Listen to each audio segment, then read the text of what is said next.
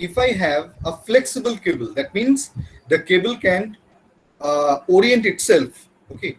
Now, if it is flexible, the only type of force that the cable can apply is tensile force. Okay, and that is along its length.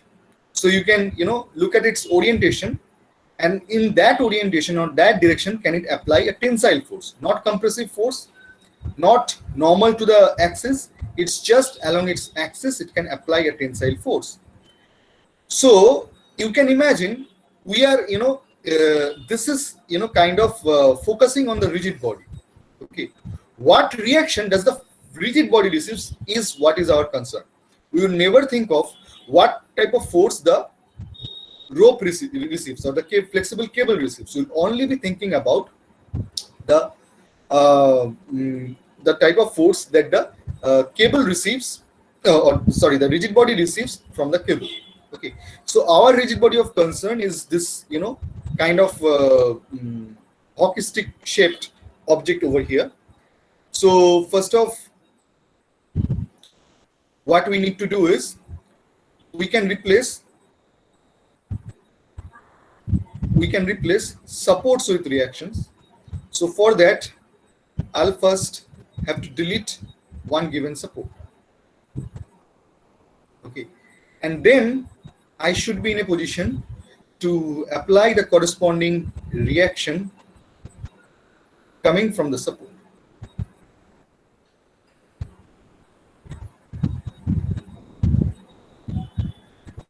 I don't know how much that force would be, or rather I might or I might not know what sort of force coming from that cable could be, but let's just represent that with T. Okay. Now M right here is a weight that is acting on the body. Okay, and that is not a support, that is kind of an external force. So that is also very obvious.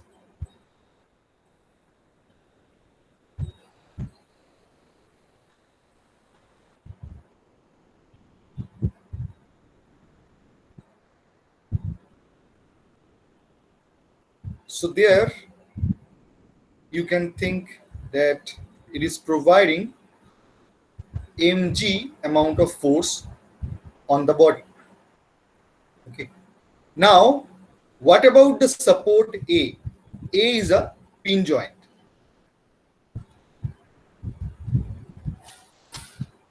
What sort of support do you get from A? Excuse me, sir. Sorry? So, one of our friends are still waiting. I don't see anyone.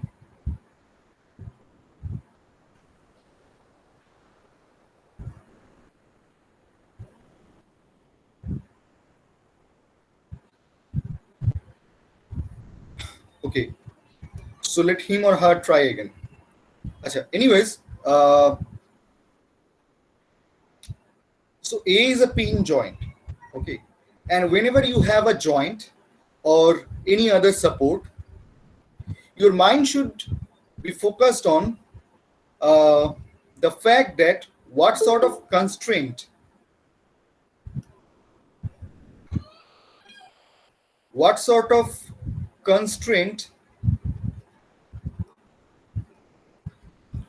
does the support provide, and that would actually lead you to what type of reaction that the support provides. Okay, now if you think about this pin joint, and let's say I call this portion as the ground. Okay, now a pin joint would not let this rigid body of ours, okay, would not let it either freely move in X direction or freely move in Y direction with respect to the ground. But the pin joint cannot resist a free rotation. Okay, so the rigid body in presence of that pin joint can freely rotate about the ground. Okay, so it can perform a rotation. And because it is free to perform a rotation,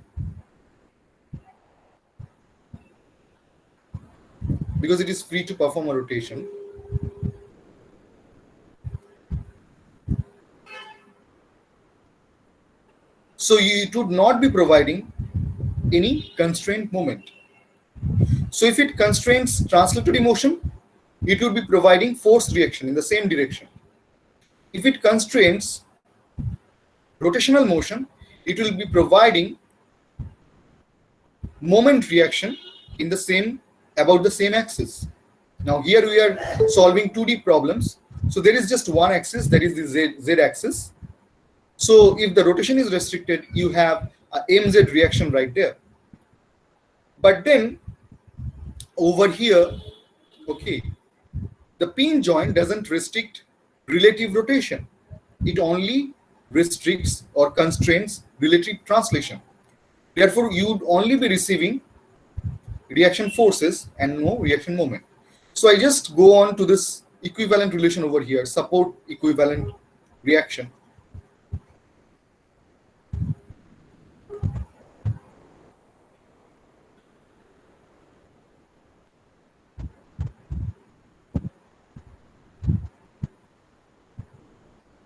Okay. So now, since it restricts motion in two translatory directions at A, so it would be receiving two reaction forces. Actually, it's a single reaction force with two components, but two components which are independent components. Therefore, we would consider them to be two unknowns, okay, or two variables. So there is one AY and AZ that would be acting at a pin joint. Okay. And with that, we have our first free body diagram.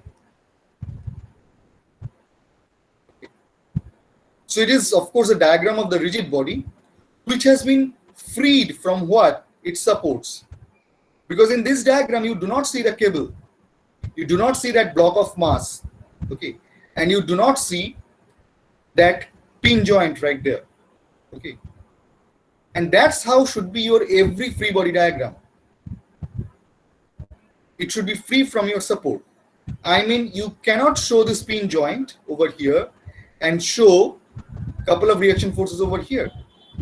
This doesn't make any sense. You see, these are the reaction forces that are either acting on the rigid body and coming from the pin joint, or it is the reverse, that it is actually being applied to the pin joint and in turn to the ground, but coming from the rigid body. Okay. Drawing both of them together and then showing certain forces, okay, at a joint, that is not a free body diagram. That is something else. Okay. So doing that is strictly discouraged.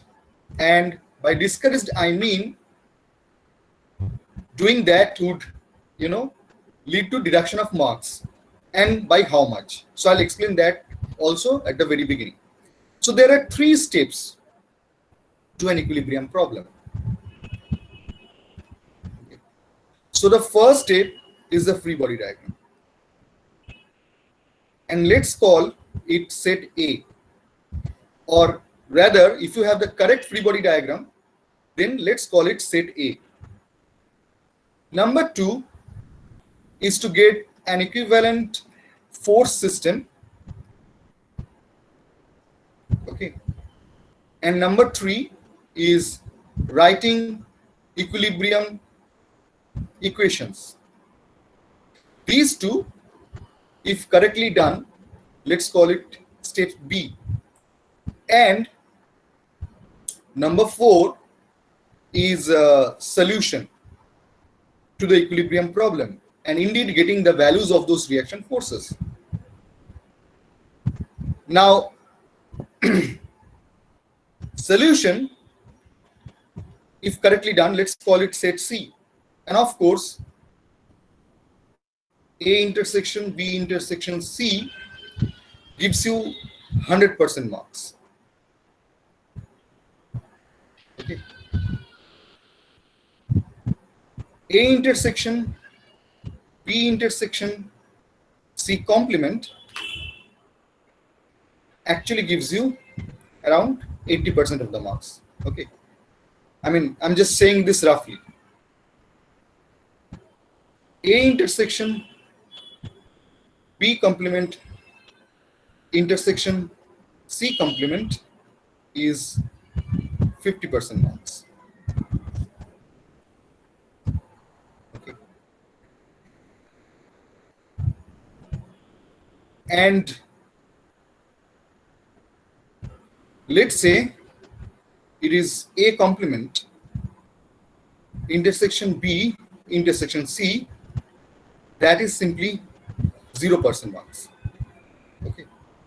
So the idea is, if you are not getting the free body diagram correctly, and if you do not understand what is a free body diagram, you are not qualified to answer an equilibrium problem. Okay, you get the two other part incorrect, you'll still get some marks. But if you are, doing the free body diagram incorrect, that is, not going to give you any marks. Okay. Now, next part. Now let's look at the second diagram, which is kind of obvious by now, that there should be two reaction forces.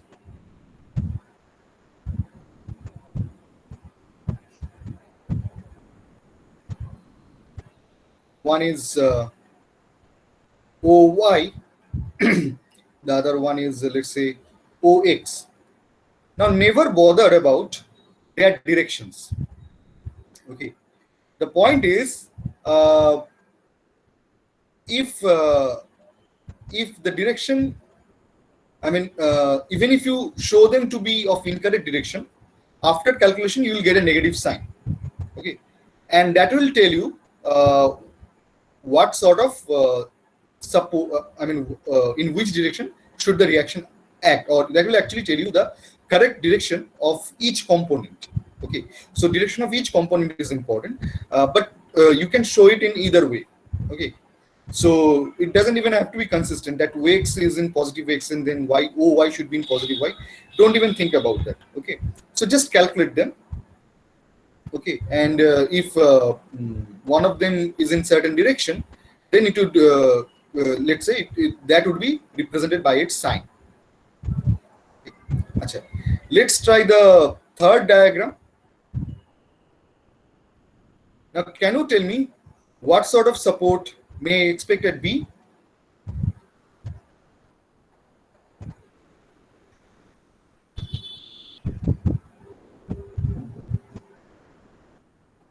What sort of reaction would be there at B?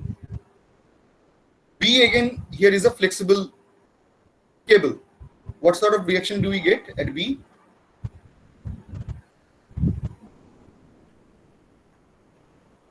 Can you hear my voice?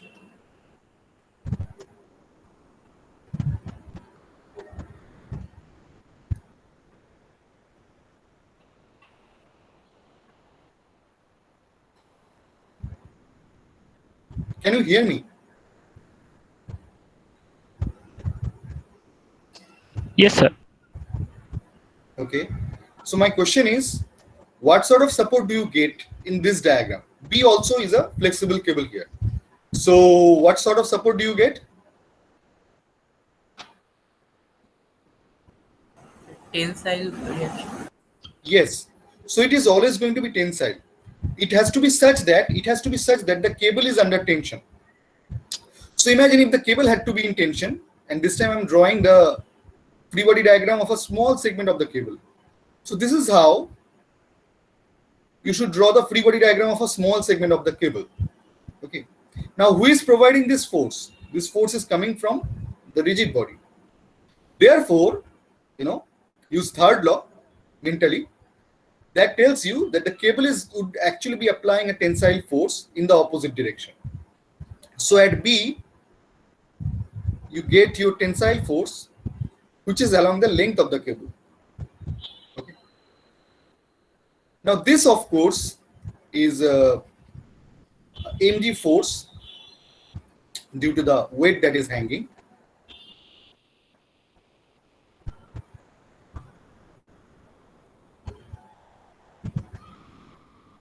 Okay, and then right here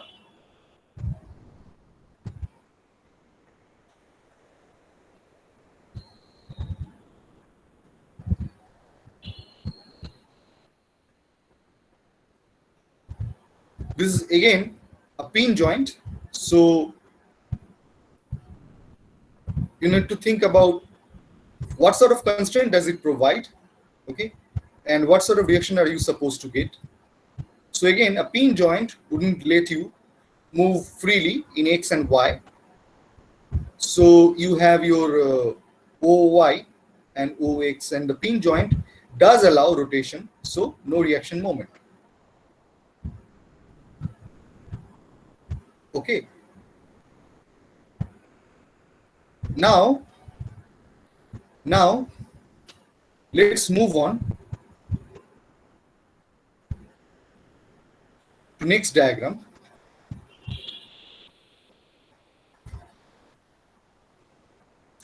In this case, the block has been supported by the wall A.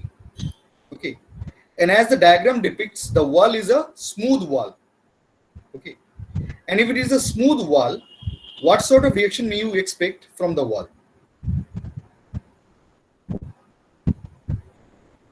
Normal reaction. Normal reaction. Okay, so normal to the wall actually.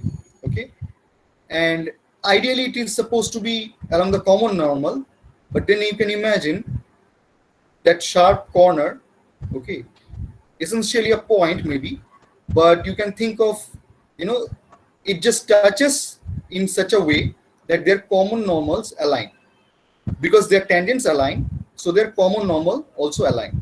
Okay, so so once you replace this wall over here,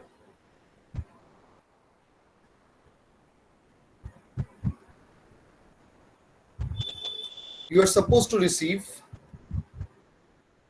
just AY over here. Okay, but what happens at B?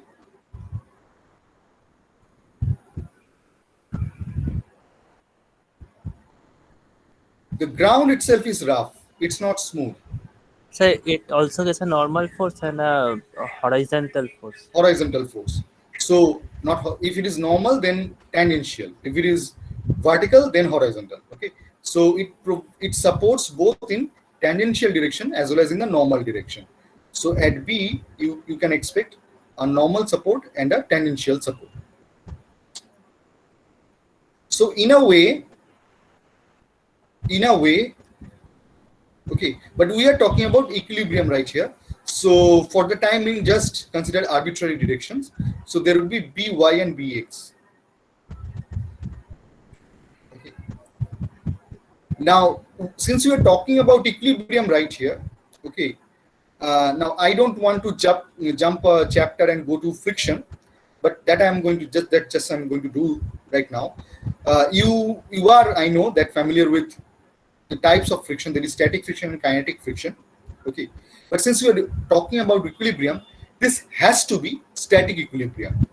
Okay, and in the domains of static equilibrium, that means where this Bx is self-adjusting. Okay, Bx is just as much that is required to maintain equilibrium. That's what static friction means. Okay, the Bx value is not always mu s times n. It is less than or equal to mu s times n. Okay, it is the maximum value is mu s times n, but it can adjust itself both plus and minus, both between plus and minus mu s times n, and it can take any value in between.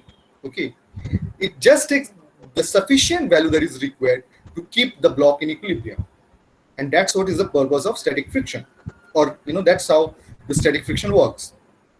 Okay. Now, if you look at the static friction support right here and this pin joint right here, do you see a similarity?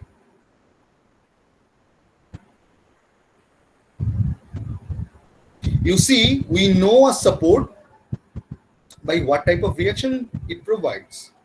And the type of reaction that it provides is based on what type of constraint it provides. And in that sense, this pin joint is very similar to a static friction support.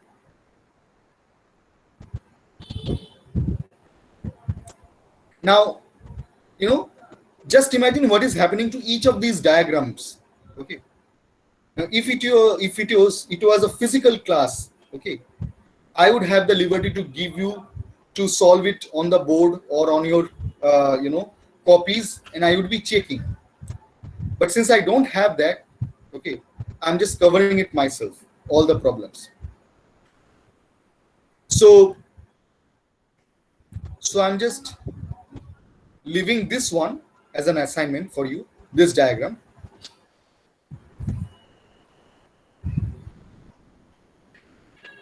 Okay. Figure out what sort of reaction do you get from here. Okay. And then moving on to this diagram right here. Now, A over here is a pin joint. Let's call this point as C. So at C, a certain known external force is being applied. Okay, it's an external force.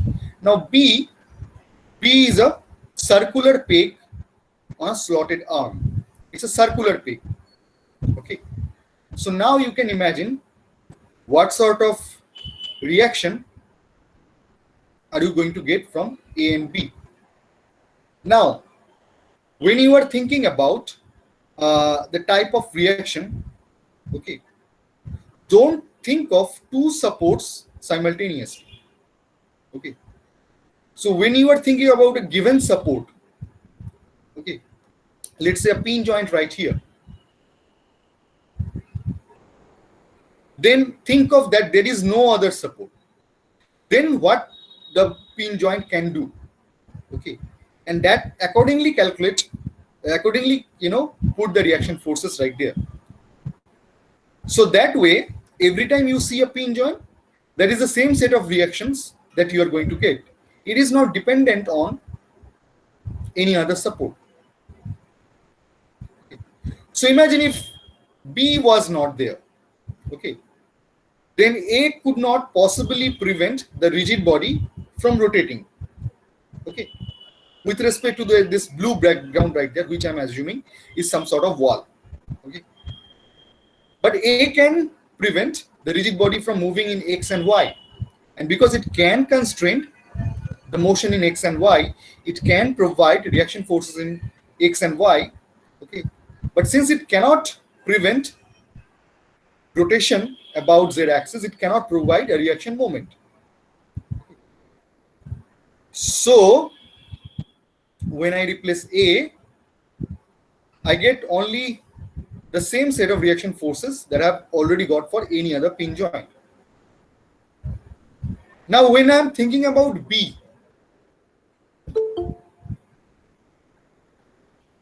when I'm thinking about the reactions coming from B, I should, imagine there is no other support.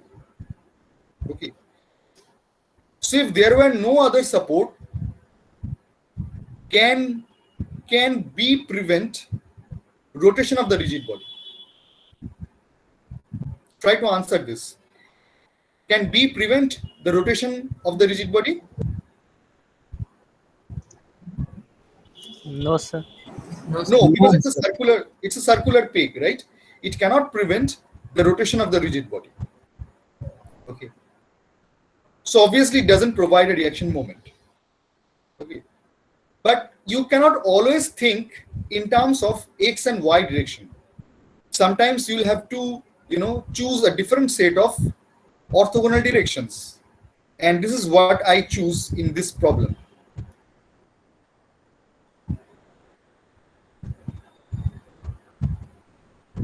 One is this direction, and the other one is the normal direction.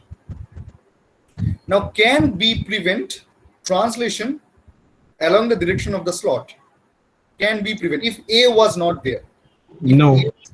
It cannot prevent, right? So it cannot provide a reaction force along this direction.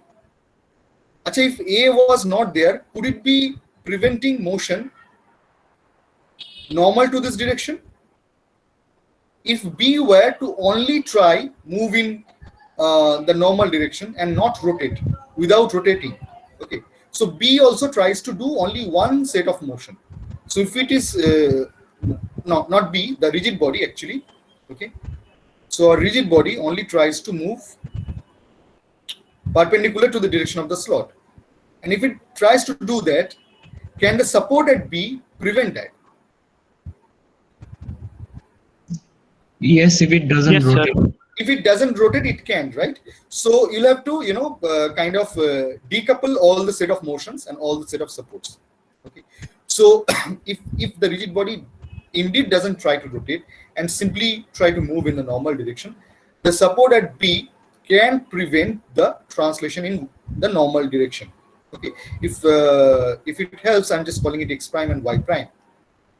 Okay. So it can prevent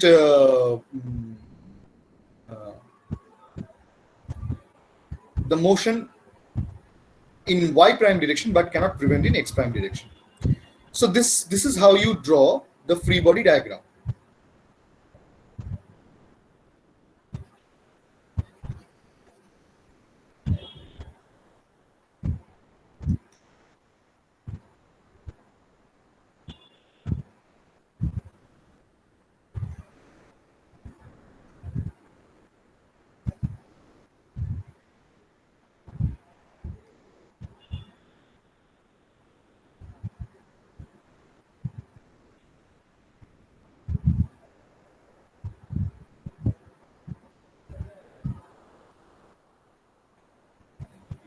So as we discussed, at A, I'm going to get AY and AX.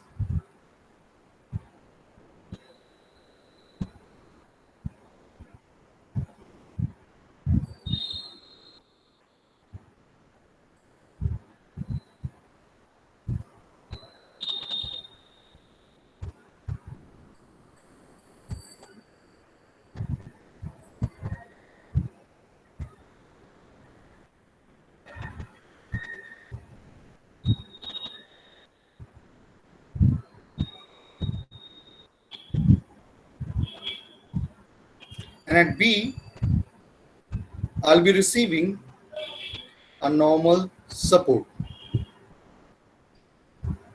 Okay. So these are the only set of reactions that I'm going to get from A and B. So let's call that, you can simply call it just B, or let's call it Bn. Okay. Achha. Now let's try another example.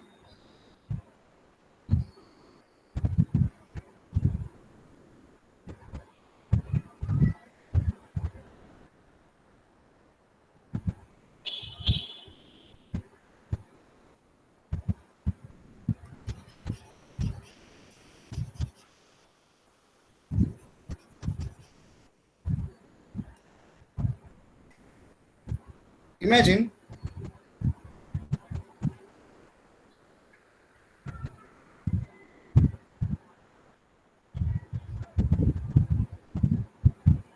the same rigid body,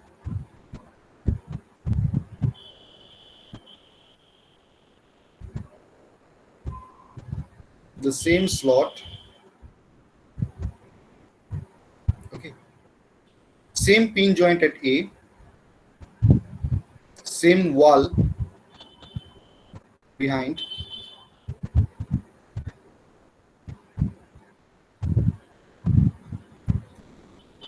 and there is a square peg at B. So what sort of change would happen to the set of reactions in this case?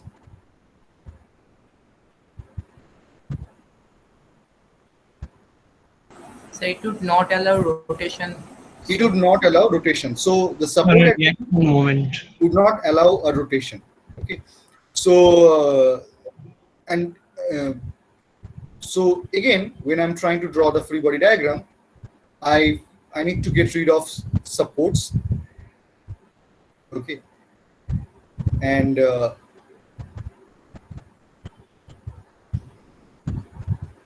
so I got rid of all the supports. Then at B, not only do I receive this Bn, I also receive this reaction moment. Let's call it MB. And at A, just like before, I'll be receiving AY and AX. Okay. So what did we learn? That we replace support and we put reactions. What would be the reactions? That would depend on the set of constraints. If any given motion is restricted, you get reaction in that direction. Okay. And that applies to moments as well. What else did we learn? When there are multiple supports, we'll have to think of each support as standalone, that as if no other support were there. Okay.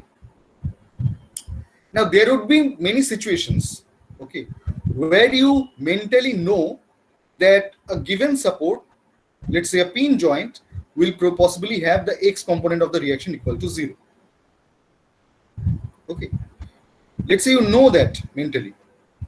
Then also you are supposed to put both the reaction forces and show that through calculation that AX is 0. Now, the logic behind this is, how do you know AX is 0? Because you have already mentally solved the equilibrium problem. The fourth step of addressing an equilibrium problem, which is the solution. That you have drawn mentally, and then you are drawing free body diagram, which basically renders the drawing of the free body diagram redundant. Okay. So don't just jump steps, use proper steps. Okay. Like I mentioned with position vectors and getting moments. Okay. Same thing applies to equilibrium problems. Okay. So yeah, chances are in many of the times, you see there are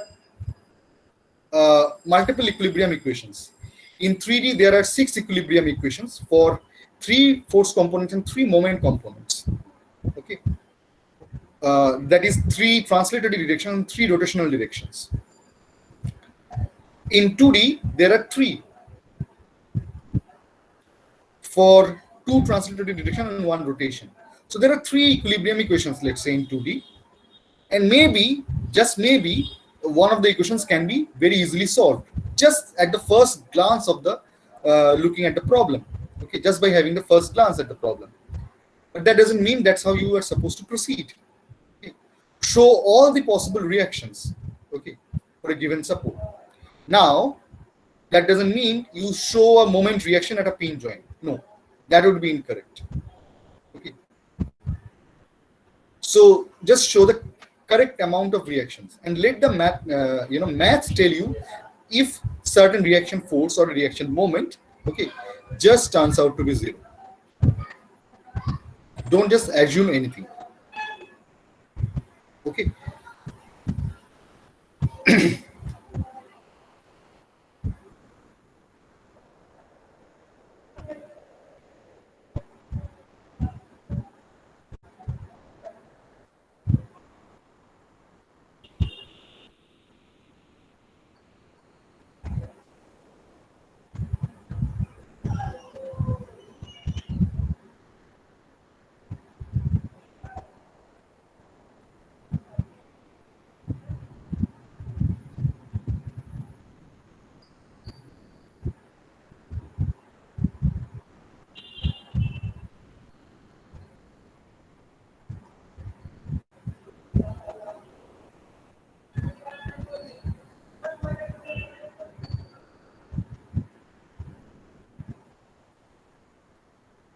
Okay, So there are a few more problems. These two are again your assignments.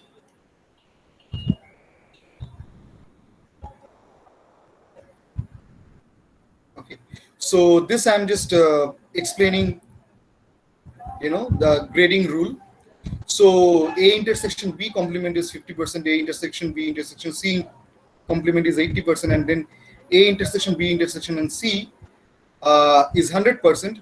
Every other set will give you no grades, okay, because every other set will have A complement. So these are the only three ways you get to score in equilibrium problems. Okay. Acha. Now in this example there is a notch, okay, and I believe the notch can be very well treated like a pin joint, because the notch will allow you rotate but simply not let you move in X and Y. Okay. Now when you are talking about motion in Y direction, you might be confused, because let's say if there is a notch, then I can very well remove this object and freely move in Y direction at the top. If I'm moving upwards, I can very well do that. Okay. And and then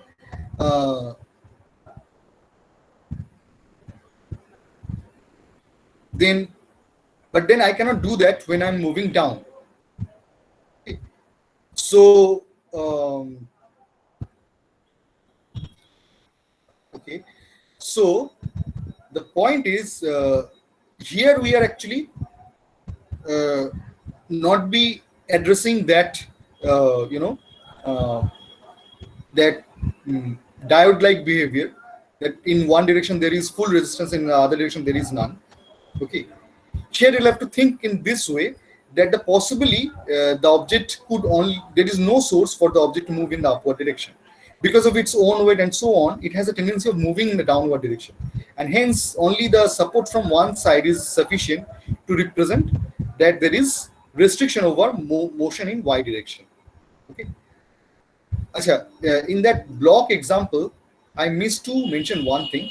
I showed that at A there is a normal support, as you mentioned, AX, and at B there would be, that is essentially a pin joint. I mean, that is a rough surface, but essentially a pin joint. So you have your BY and BX, okay, but there would be something else over there, and that is its self weight coming from its so-called center of gravity. Okay, so that weight should also be there, and in presence of all of this is the object in equilibrium. Okay, so you'll have to show the weight as well. So you'll have to show all the forces that are acting on the body, all the force and all the moments, okay, acting on the body. So I missed to show this, okay, because without the weight, this problem actually doesn't make sense. This problem actually doesn't make sense on a horizontal plane. That only makes sense on a vertical plane, okay, to be precise. Achha. Over here, the last example. Sir. Yes. Sir, I have one doubt in that question. Sir, there should be one AY component. You are expecting a AY component?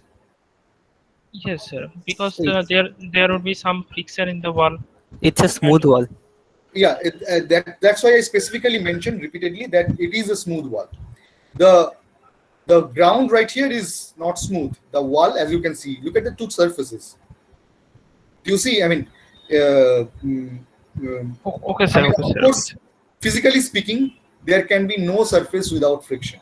Okay, but you can by showing it to be smooth or claiming it to be smooth, you're basically saying that the friction is negligible. That's all that is there. Achha. What else? The next thing is, yes, right here. So in the last example, we have a fixed support, okay, and a bunch of external forces. And let the external forces be themselves, okay. They just appear in their original form in the free body diagram. What happens to a fixed support? What do you mean by fixed support? Does A allow the rigid body to move, translate in X direction or Y direction? Does A allow? No, sir. No, sir. No, It sir. doesn't. But does A allow a rotation of the rigid body with respect to A? With respect No, to the sir. wall? Can the body be in equilibrium if A were to, I mean, no, don't think in this way. That is wrong. That is wrong. Just say if this is a fixed support, the so-called fixed support. I mean, you know, the rod has been kind of inserted partially in the wall. Now, can the rigid body rotate with respect to the wall about point A? No, sir. No, right? No, sir. So that basically means you get all the reaction forces and moments coming from A. I mean, all possible reaction forces and moments coming from A, which is that there is not only a horizontal reaction force, and don't bother about the direction. Not only is there a reaction force in Y, but there is also a reaction moment, let's call it in A. Okay. That's what is a free body diagram. Okay, so I think we have a little bit understanding of the free body diagram of planar problems, and when you do try solving equilibrium problems either from the textbook or from the problem sheet that I have shared, do pay attention to drawing free body diagram correctly. Okay, that's what is most important in what I think is in our equilibrium problems. Okay, so now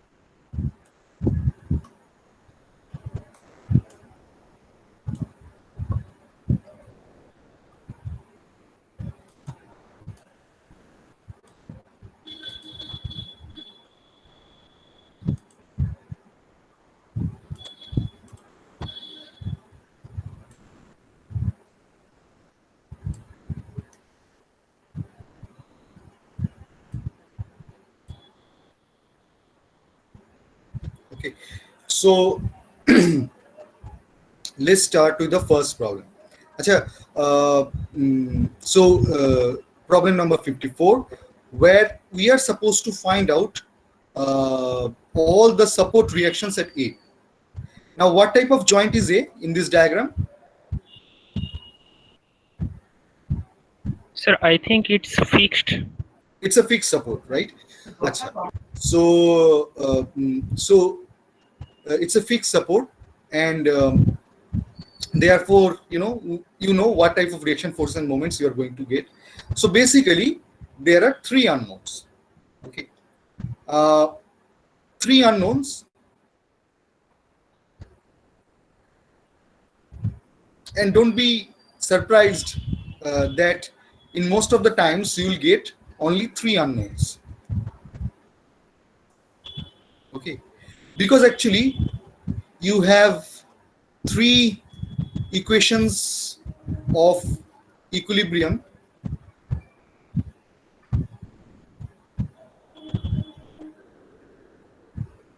to solve them.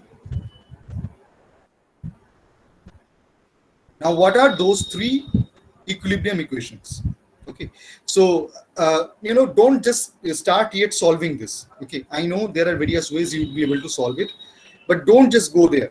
Okay, let's formulate a general method. Okay, and then we will proceed. This is one of the simplest problems. Okay, so let's not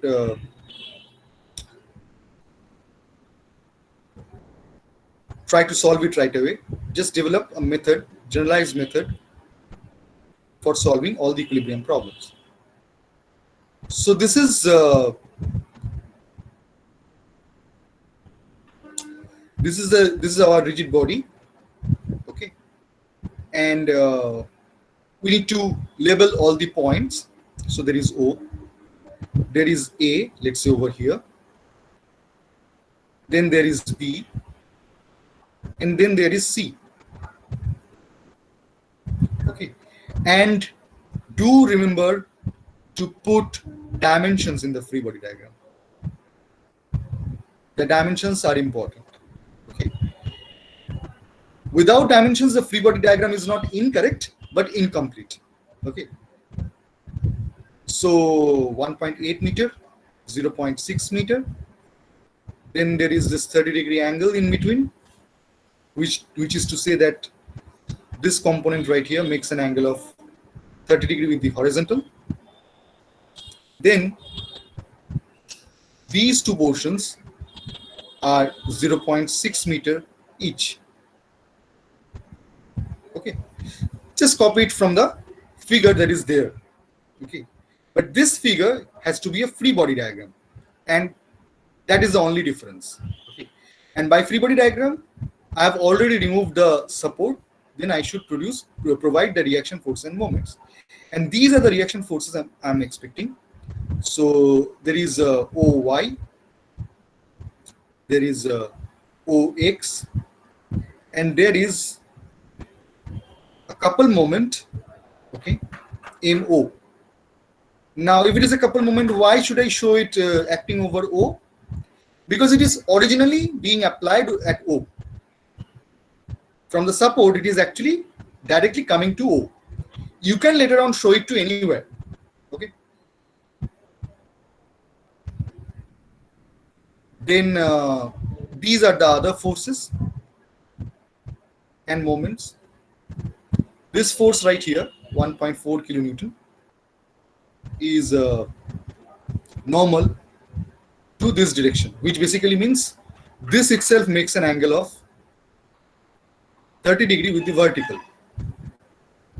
Okay, and then there is another couple moment that is being directly applied to B, but being a couple moment on a rigid body, it can be shown anywhere. Okay. Achha. Now, what is the first step?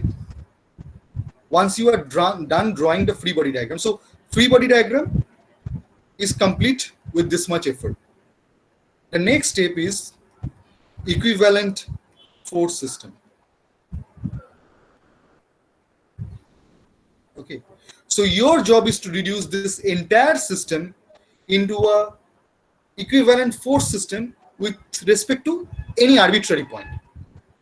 Okay, now that is your choice of point. I'm not saying arbitrary. The arbitrary is not the correct word.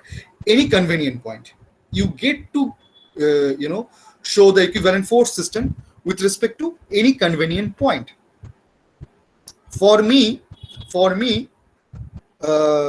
with my little understanding, it seems the point O could be a potential candidate for a convenient point, because of the fact that two of the reaction forces are directly acting at O, and one moment is already shown over there. So I don't have to calculate the moment due to these two forces, okay, about O, because they are directly acting at O. Okay. So if I'm considering O, I only have to,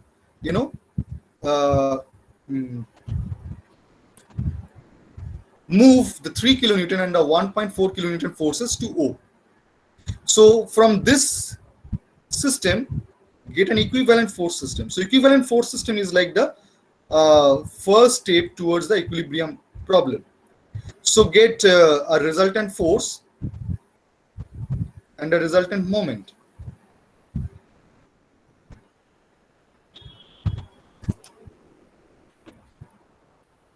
Okay.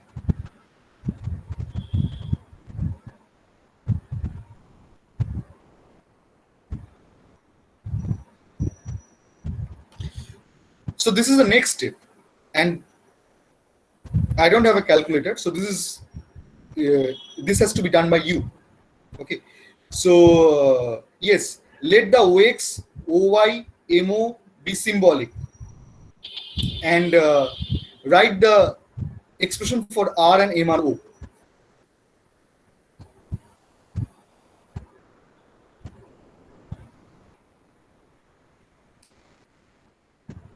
So R is of course sigma Fi, which is Rx equals sigma Fx, Ry equals sigma Fy, and MRO, you already know the expression, right? So sigma mcj plus summation over I Ri cross Fi.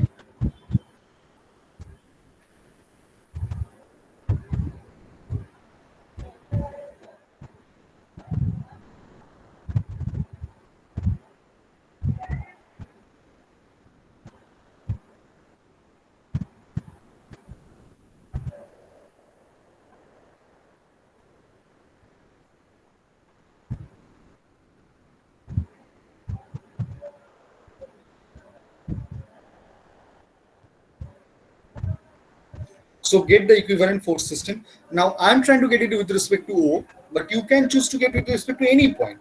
Okay, if one other point seems more convenient to you, you can choose that any other point. For example, you can extend the lines of action of these two forces. And let's say they intersect at some point called P. Okay. Then you might be interested in getting the resultant force system with respect to P.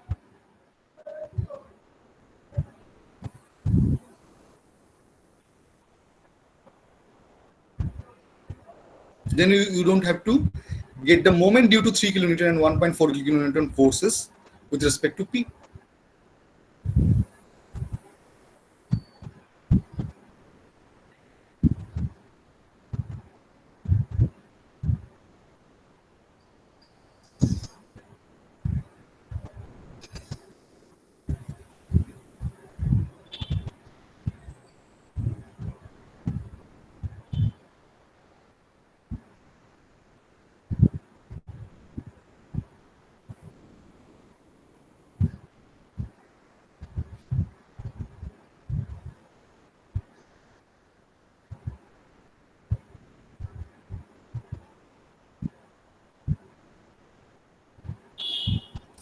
Okay, so did you get the expression for R and MRO?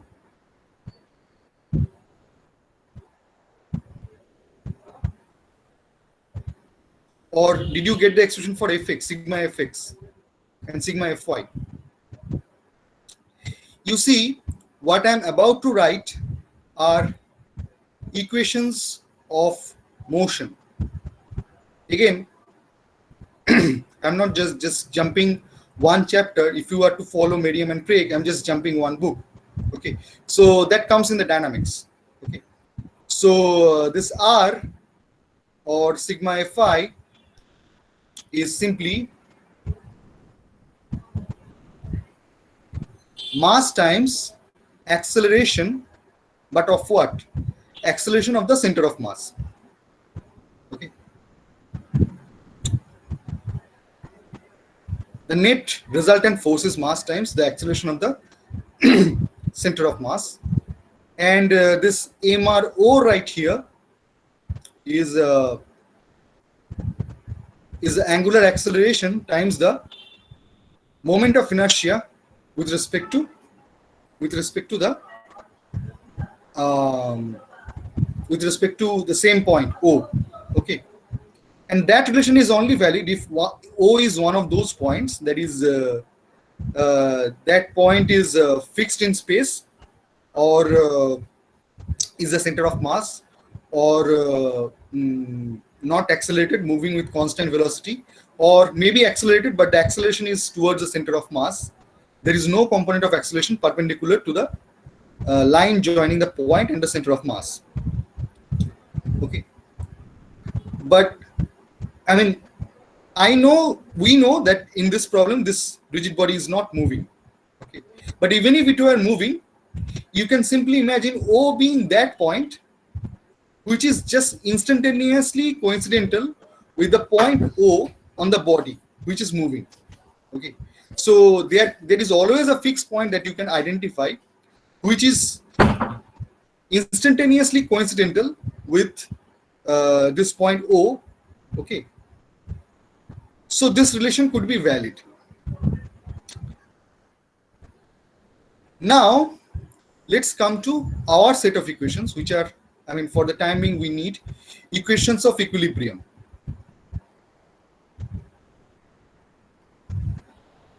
Okay. And how do we get equilibrium?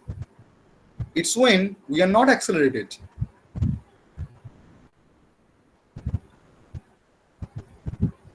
In either way. So the right hand side is 0.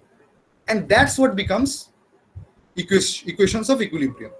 But you see, to get equations of equilibrium, you first need to have the equivalent force system. And to be able to represent that entire thing, that entire force system in terms of a single force and a single moment. You don't have to go for a single force. It's a planar problem, right? So you could go up to a single force resultant, or you see a range resultant in case of 3D, general 3D. You don't have to do any of this muscle flexing. Okay, getting the general equivalent force system is good enough. Okay, so get the reaction force and the reaction moment, albeit in terms of symbolic representation of the reaction.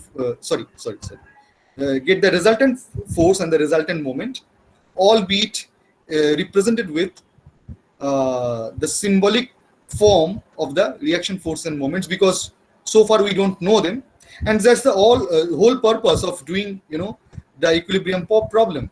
Okay. I mean, earlier I said it's one of the purposes, but let's say this is the main purpose of solving equilibrium problem, is to identify the force and moments coming from the supports, that is the reaction force and moments. Okay. So these are the 4 steps. The first step is to draw the free body diagram, then get the equivalent force system about a convenient point, then write the equations of equilibrium. Once you set them to be 0, they are no longer equations of motion, they are equations of equilibrium. Okay. And then solve those equations of equilibrium.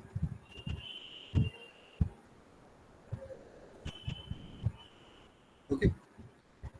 And I'm least bothered about whether you are getting the correct numbers or correct answers. Okay. I'm more concerned about getting a correct free body diagram and a correct set of equations.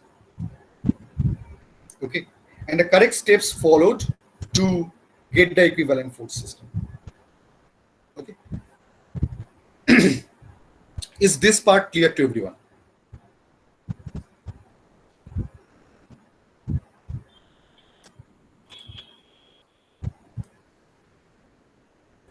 Yes, sir. Okay.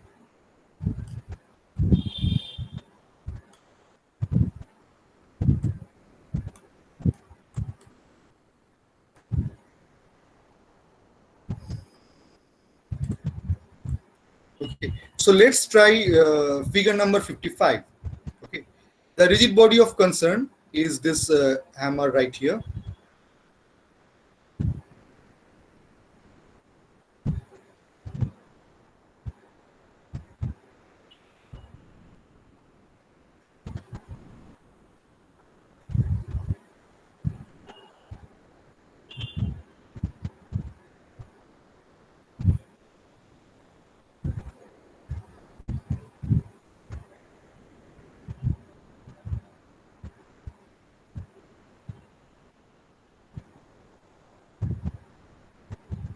So there is A, and let's call this point right here as B, where it is trying to uproot the nail. So this hammer right here is trying to uproot the nail, but with a support from this, that step, wooden step. Okay. So A is where the hammer is supported. Now think about A in absence of any other. So in a way, as long as the nail is not uprooted, the nail is also providing some sort of support. Okay. Or mathematically speaking, it is also providing an unknown to solve for. Okay. That doesn't render the system of equations of equilibrium inconsistent. Okay. So it does provide an unknown, and that unknown, you can imagine, is acting downwards. We are always thinking in terms of the hammer. Okay. So if the nail is experiencing a pull from the hammer in the upward direction, so the hammer is experiencing a pull from the nail in the downward direction, and let's call that By. Okay. Now, what sort of reaction do you expect from A?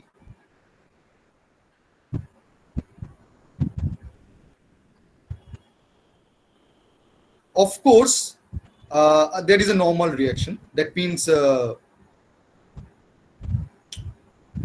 are not allowed to,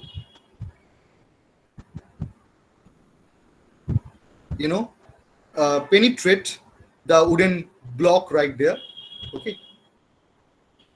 But would you expect some tangential support as well? Because you see, this hammer right here is, we know that configuration, right? It is kind of grooved. Okay. So without a tangential support, the hammer would essentially slip. Okay. And the slipping would not serve the purpose, which means that it is also receiving some sort of support in the tangential direction in order for it to not experience any form of slip. Okay. Now, since there are two orthogonal reactions, you can leave them like that. Okay. Or because these are two independent orthogonal components, I might as well represent them as AY and AX, which is absolutely correct. Okay. But then again, you need to show the dimensions. So 2 inches over here.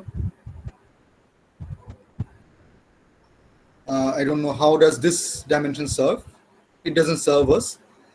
And about 8 inches across the length of the hammer is acting this external known force of 50 pounds.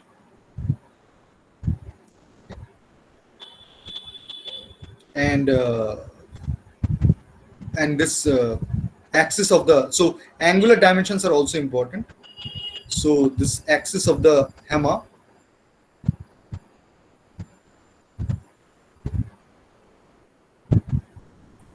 is making an angle of 20 degrees with the vertical. Okay. So this completes the free body diagram. And after the free body diagram, the job is simple. You need to get the equivalent force system. Okay. And get the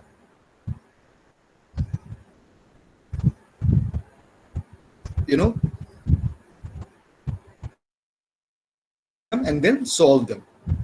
Okay. Now,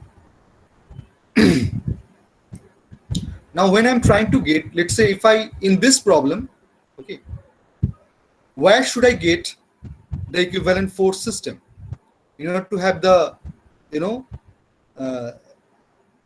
to put the least effort, where should I get the equivalent force system? Sir, at point A. At point A. Okay. And before that, I need you to also notice that again, in this case, we are getting 3 reaction forces. I mean, I cleverly avoided any frictional support coming from the nail. Okay. okay, because I don't have enough equations to solve for it. Okay, I'm just assuming that the nail is applying only axial force.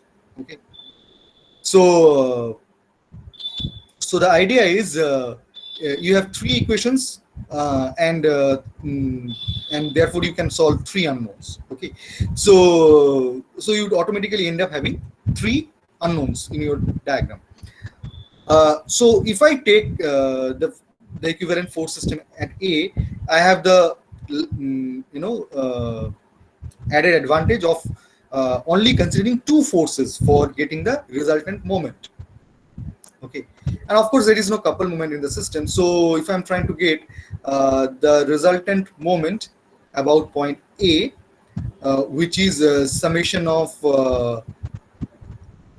Ri cross A phi, where I runs from 1 to 2, let's call this one as F1, and let's call this one as F2. And that basically tells me, I know for a fact that there is only one component of moment in this case, and the unit of moment is essentially your LB inch. Okay, that also I'm sure. So I'm going to get 2 times by, which is trying to give me a counterclockwise moment, minus 50 times 8. Okay, and I know that this resultant moment should be 0. Okay, and then it becomes an equation of equilibrium, and that way I right away get to solve for by. Okay, which I believe turns out to be 200 lb. Okay. So by applying 50 lb force, you are able to apply 200 pound of force on the nail. Now you are, left with calculation of Ax and Ay. So for that, use the idea that R, which is sigma A phi, is 0. But this time, I runs from 1 to 4 actually. So you can call it 1 to 4 or 1 to 3. So let's call this one as R3 and this one as R4. Now the simple reason I didn't take the limit of I to 4 in the moment equation, it was because the R3 and R4 would pass through A, and there is no way they are going to produce any moment about A. So that's why I just neglected them. But it still is a general expression. So you can take them to be 1 to 4, but eventually you'll have the same expression for the moment. And this resultant force goes to 0, and then from this actually you can evaluate. So you'll have two equations for X and Y components of the force, and that actually would let you calculate the Ax and Ay components of the reaction. Okay. And the last example that we would consider today is that circular peg problem. Okay. Now we have already discussed the circular peg problem. So I leave the problem to you. Okay.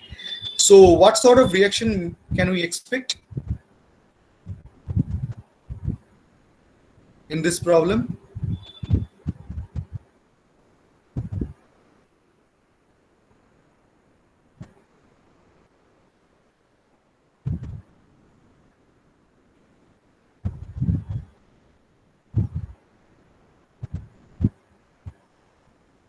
It's a circular peg, so of course it doesn't resist any moment, but it makes a direction.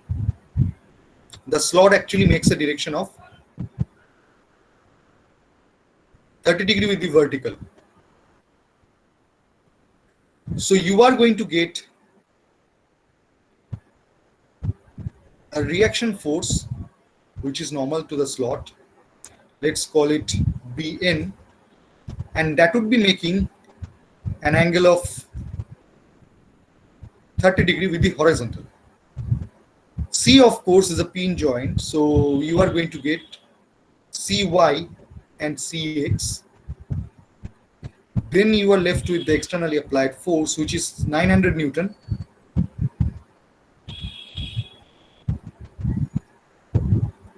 In a 15 degree angle.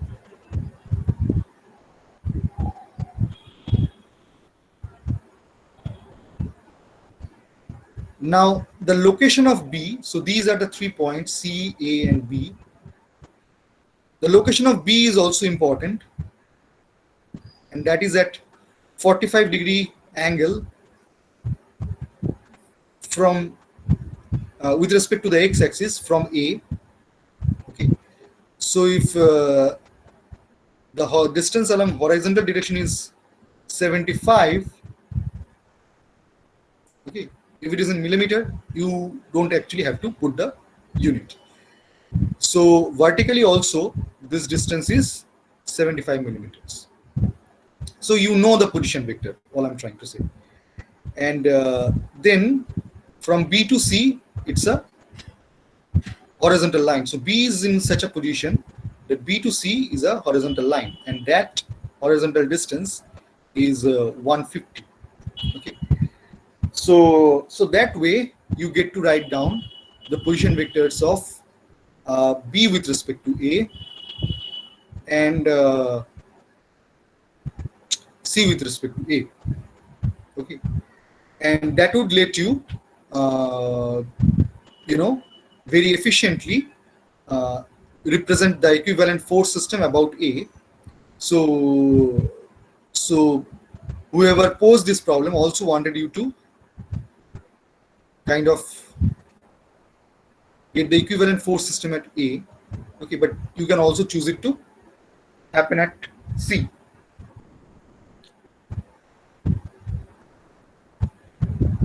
Okay, so R C with respect to B plus RB with respect to A. This just turns out to be 75I plus 75J in millimeter, and this just happens to be 150I millimeter. Okay.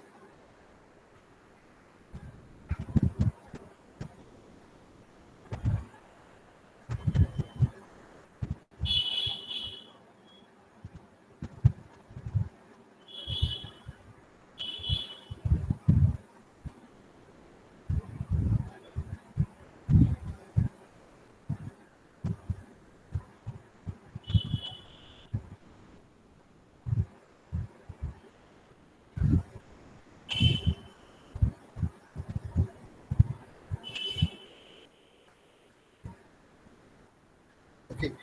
Now, the problem with equilibrium is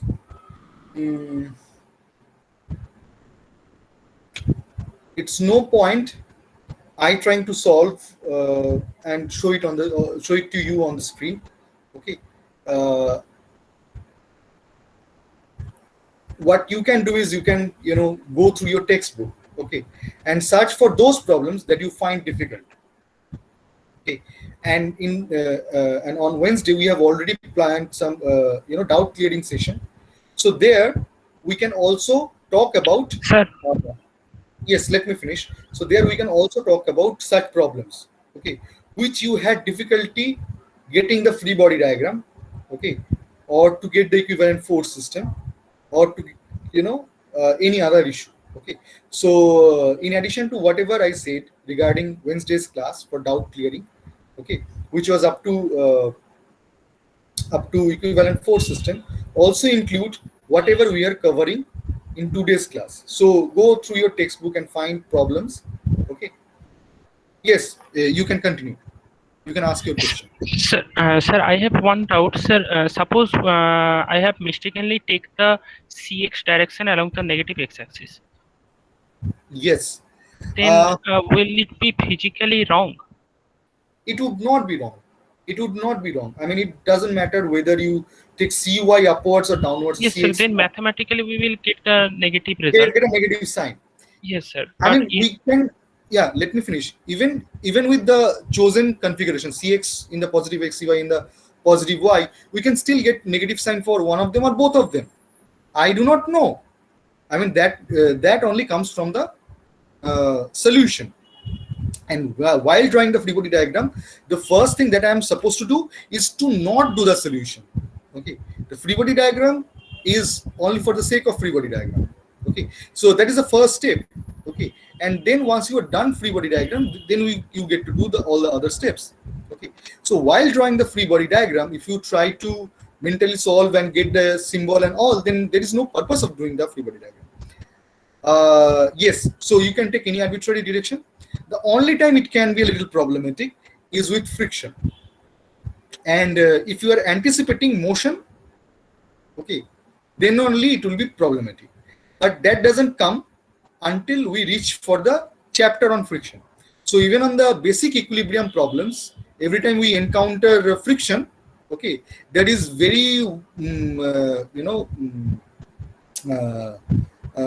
very much, established that it is well within the limits of static friction.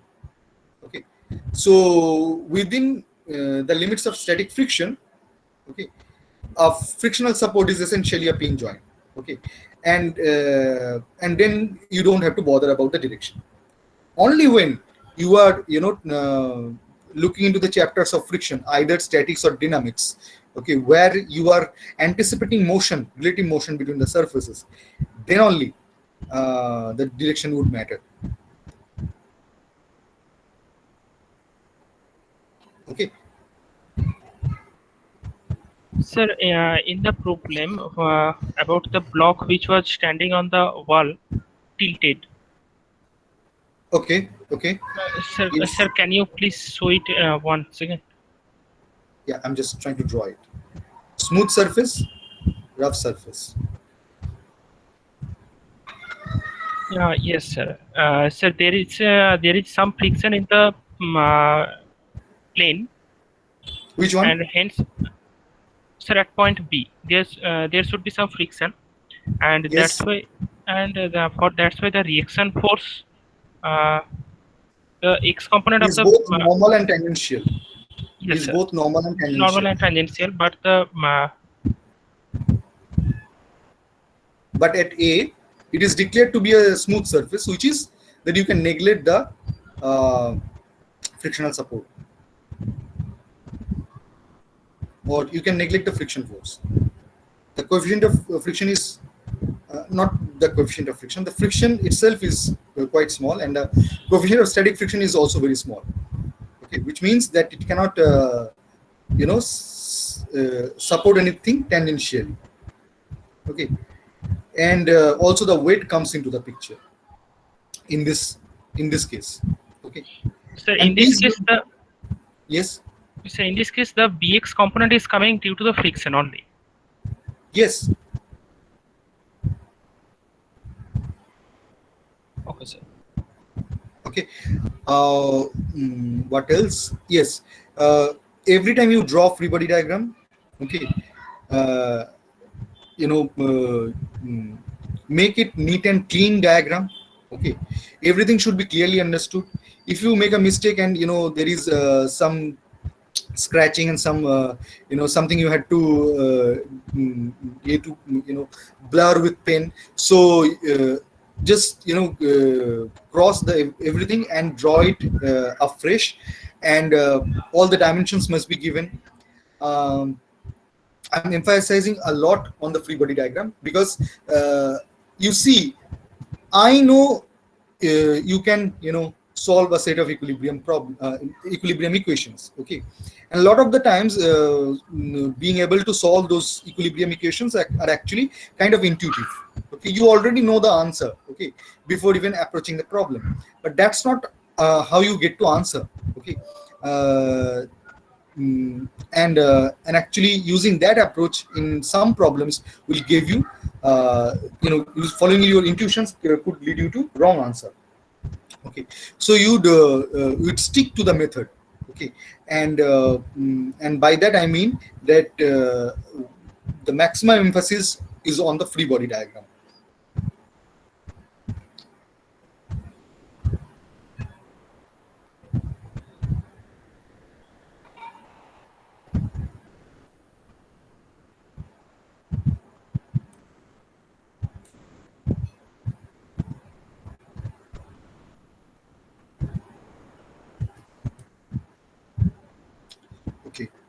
So for the next set of problems, we'll only be trying to draw the free body diagram, right?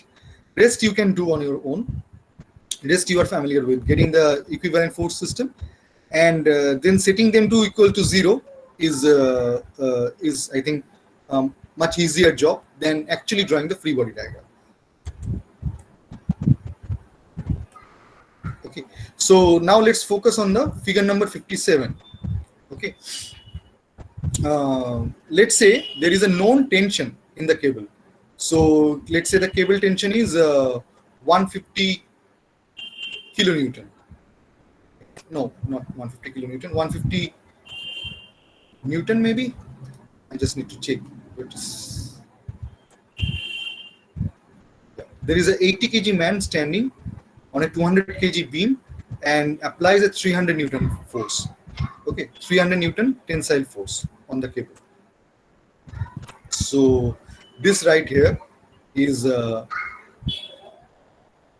300 Newton. Okay. So if I were to draw the beam which has been welded at A, okay, don't get confused with welded pin. Okay, a welding is as good as a fixed joint. Okay, and if it were not a fixed joint, there is no way that the beam could support all the tensions that are coming from the cable and the weight of the man and everything. Okay, so so there is a, you can think of kind of a fixed joint at A. Then there is the center of gravity just in the middle. Okay, so so this dimension is 1.2 meters. Then 0.6 meters from there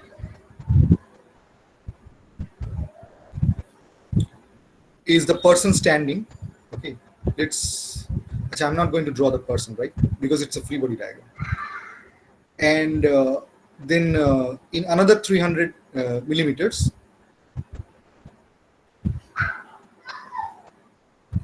that are you applying another 300 millimeter. So you are applying, your cable is connected, and the cable tension is 300 Newton. Okay. Now let's give these 2 points some name. Let's call this one B and let's call this one C. Now, how much force would be acting at C?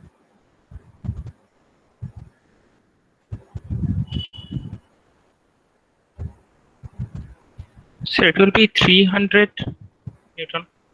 300 Newton, but in which direction? Upward or downwards? Downwards. Why downward?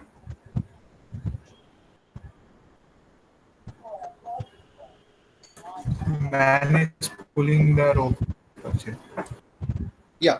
So you see, the cable can only support a tensile load. The cable, that means the only way cable is providing any force is through tension. So cable is under tension. Now who is pulling the cable?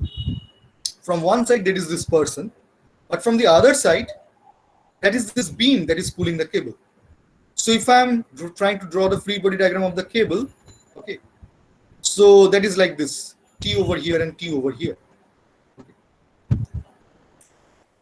Now who is providing this T? Okay, this is what this end connects to the beam. Okay, now who is providing this T? The beam does. And what does the beam get in return as a reaction? It gets just the opposite force. Okay. So that's what is happening over here. Achha. And how much force should there be at B? Achha, how much force should there be at G? It's a 200 kg beam. So how much force should there be?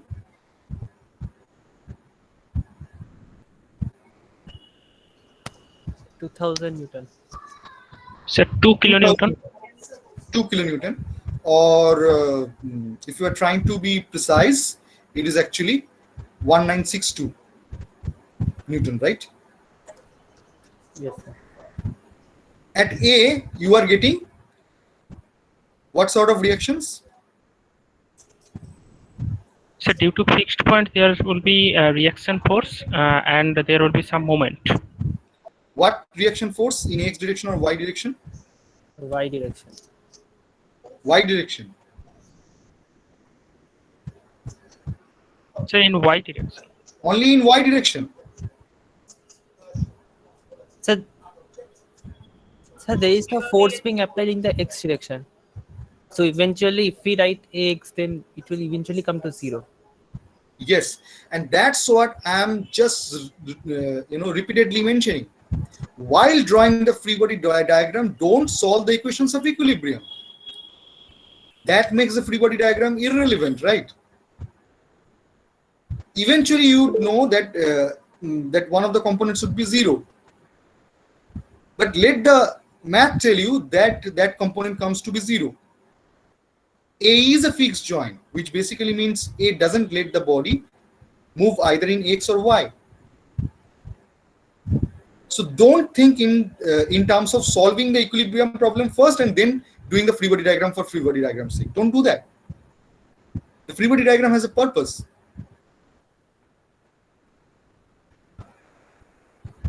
So it is probably 0, okay, but that doesn't mean this doesn't exist. It exists, it just happens to be a value 0. For example, if it were a pin joint, like this, okay, let's say if the body were to be pinned, then while drawing the free body diagram,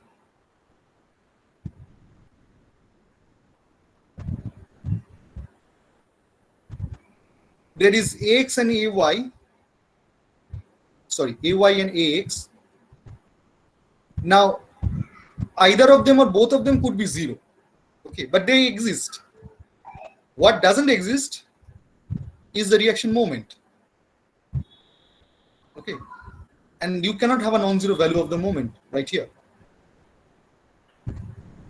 So don't solve the equilibrium equation, okay, while drawing the free body diagram.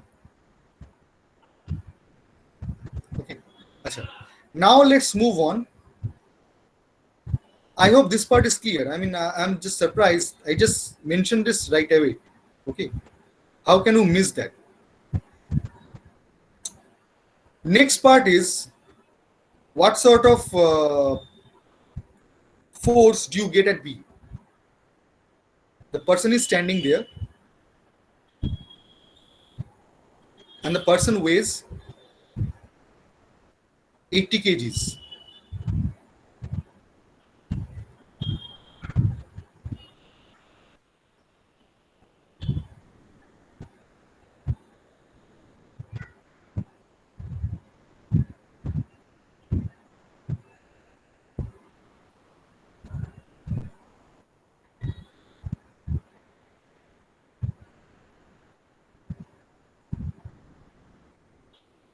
So how much force should there be at B? 1100 Newton. Sorry? No, you can explain, right? So first of all, from the weight of the person, that would be around 784.8 Newton, right? Coming from the person. And then you see the person is pulling the cable with the same tension T. So the cable is also pulling the person. And where does the person get? So for that, I need to draw the free body diagram of the person itself. Okay. So the person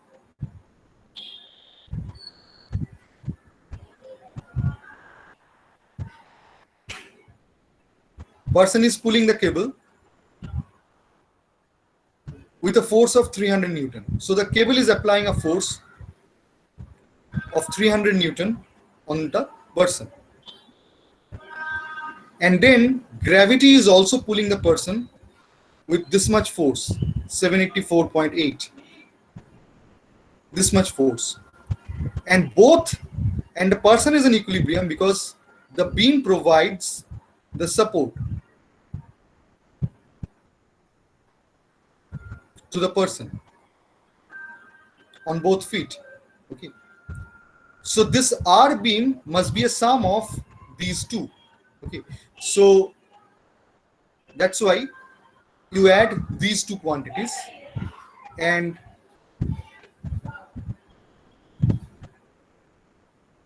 this much Newton is the force coming from the person. Yes, coming from the person. Okay, I'm not worried about any of the other things, but I'm worried about this part. Okay, you don't have to think which component would eventually come out to be zero. Everyone can see that some component would be zero. Okay, but here we are not trying to calculate one of the components. Okay, here we are showing all the possible reactions that we can get from a given support. Okay, you see, when I write this equilibrium of equation, that simply is Ax equals 0. If I do not put Ax, there is no equation. Nothing to equate to the right hand side. Okay, so that's why this is incorrect free body diagram. Okay, so the two other problems we will do in the next class. Okay. So unless you have any other queries, we can end the class now.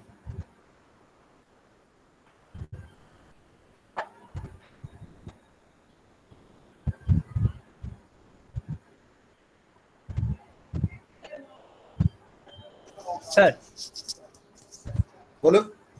Sir একটা খুব ছোট জিনিস sir, আপনি যে ড্রাইভটা পাঠিয়েছিলেন না এই অঙ্কের কয়েকটা প্রবলেমের, ওটা ফিফথ প্রবলেমটাতে ওটা 1.625 মিটারস হবে, ওটা মিলিমিটারস লেখা আছে। হতে পারে, ওই প্রবলেম শিটটা আমার বানানো হয়, বাট হতে পারে। Okay, I guess you don't have any other queries, so we'll meet on Wednesday.